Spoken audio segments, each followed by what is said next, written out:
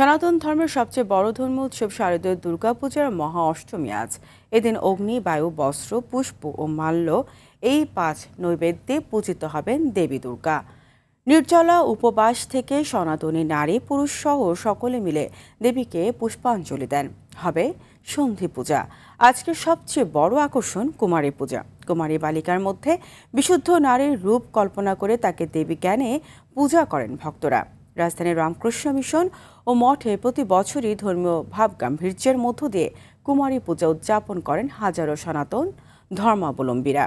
Ramakrishna mission সূত্রে জানা গেছে, এই বছর কুমারী পূজা হবে সকাল 11টায় এবং শেষ হবে দুপুর 1টায়।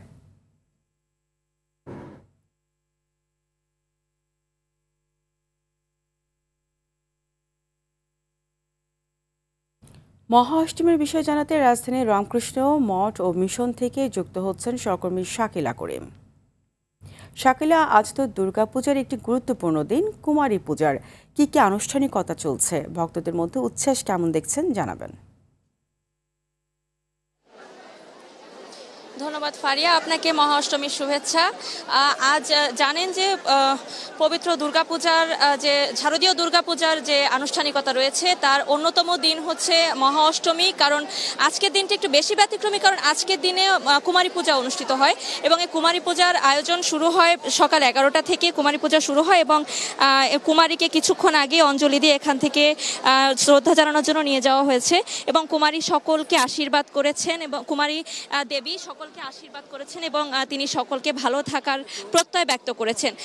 আপনাকে একটু জানিয়ে রাখি, শাস্ত্রমতে এই যে 1 বছর বয়সী কন্যাকে সন্ধ্যা, 2 সরস্বতী, 3 ত্রিধামূর্তি, এরকম ঠিক আপনার 15-16 বছর পর্যন্ত নানা নামে অভিহিত করা হয় এবং 1 থেকে 16 বছরের মধ্যেই একজন কুমারীকে, উচ্চবংশী একজন ব্রাহ্মণ, সুলক্ষণা বা অন্য গোত্রের অবিবাহিত কুমারী নারীকে দেবী জ্ঞানে পূজা করা হয়। এবং এই শ্রী রামকৃষ্ণের আশ্রমে যে আজকে যে পূজার আয়োজন করা হয়েছে, এখানে শুদ্ধাত্মা কুমারীকে ভগবতীর রূপেই আসলে দেখা গেছে।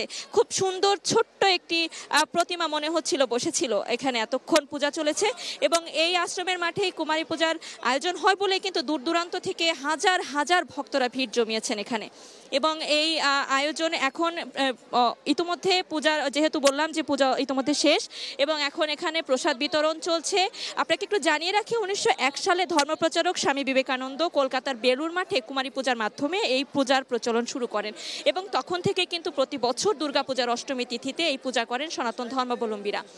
এবং হিন্দু শাস্ত্র অনুসারে এই যে আজকের যে মহা অষ্টমীর দিনে কুমারী পূজার আয়োজন করা হয়, এটি মূলত আসলে নারী শক্তি বা নারীদের যে একটি আধ্যাত্মিক শক্তি রয়েছে, যে মাতৃশক্তি রয়েছে, সব কিছুর ঊর্ধ্বে যে মাতৃশক্তি রয়েছে, সেই মাতৃশক্তিকে প্রকাশ করার জন্যই কিন্তু এই কুমারী পূজার আয়োজন করা হয়।